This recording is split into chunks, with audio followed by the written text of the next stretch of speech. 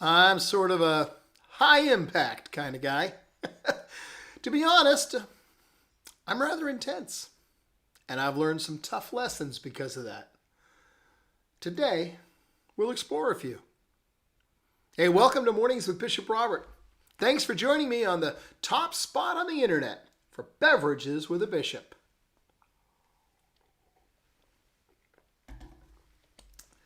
Boy, that's good coffee. You know, my goal, it's just to introduce people to the Jesus they never knew, then help them get to know him and his word personally and better. So if our time together today speaks to your heart, let me invite you to like, subscribe, and also share this video with a friend. Well, as I said, I live life in high gear. I tend to be task focused and determined. When we meet, you may love me or hate me, but you won't be bored. Of course, I'm exaggerating a bit, I know, but not a great deal. I really struggle inside with all three elements of today's verse. Today's verse says everyone should be quick to listen, slow to speak, slow to get angry. Quick to listen? Oh, I've got to work to truly listen. I find myself planning my responses rather than listening to the heart of someone's communication.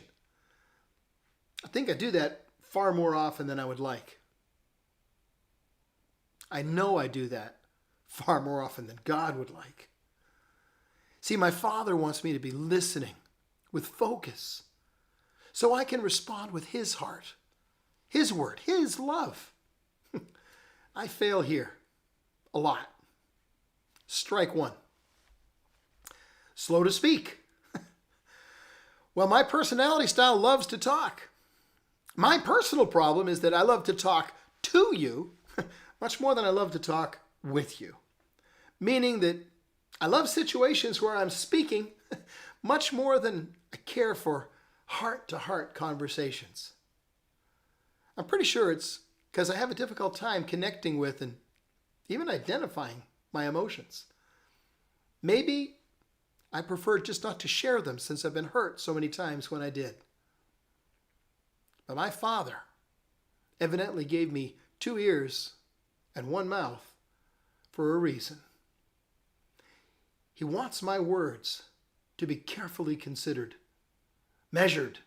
And far too often I fail here as well. Strike two. Slow to get angry. Ouch.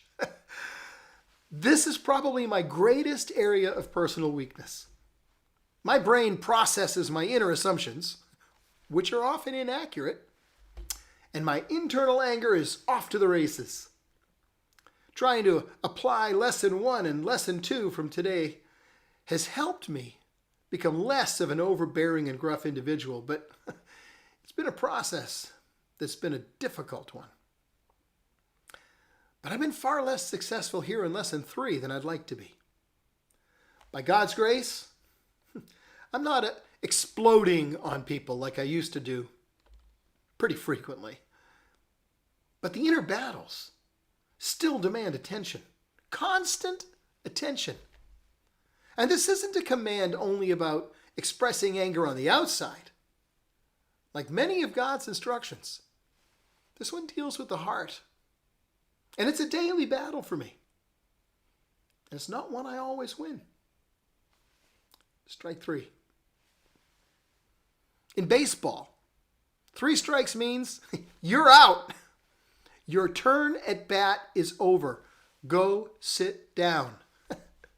When you're out, your team is affected. Hey, there may be runners on the bases with game-winning runs, but if there are already 2 other outs, when you get out, they all get sent off the field. Then you're on defense, unable to score any more runs until the next inning. Well, thankfully, both in baseball and in life, out doesn't mean finished. There'll be another at bat coming, maybe in a few moments, maybe tomorrow in a new game. So keep on applying this verse. Keep on getting up to bat and giving today your very best effort. Babe Ruth, the baseball legend who held the record for the most home runs for many, many years, also held the record for the most strikeouts. Hey, if you're going to play the game, you're not always going to hit home runs and single-handedly score the points for your team. But giving your best effort each and every day is how life and baseball are played. So if you want to be a better player at this game called life, be quick to listen, slow to speak, and slow to get angry. That's all the time I've got today, but before I go, could I ask you to help me introduce people to the Jesus they never knew and help them get to know him and his word personally and better? Please like this video. It'll really help more people see it, especially if you leave a comment, by the way. Then click follow or subscribe so you and I can get together every day. If you click the link in the description, I'll pop a free copy of my book, Count to One, God's Plan for Christian Unity. I'll put it right in your inbox. Hey, one more thing. Don't forget to share this video with a friend, would you? Because as you do, that makes you part of the team, touching hearts all over the world with the love of Christ. Thanks for helping.